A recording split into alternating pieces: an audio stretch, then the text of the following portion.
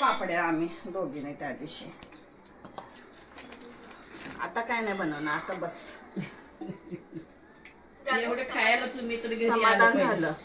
काय करायचंय बनवून, कोण खायला तर पाहिजे त्याला. मी आहे की खायला, काय हे करायला. तुम्हाला खायचं नाही देवा, जी खाणारी आहे ती. देवा, मी खाणारा माणूस आहे तर आजीला आवडतं, आपूला आवडतं. छानपैकी मामीचा फार सुंदर आहे. काय बटाटा आणि साबुदाणा पप्पा खाणार, काय झालं. नाही नाही, ते व्हिडिओ काढा.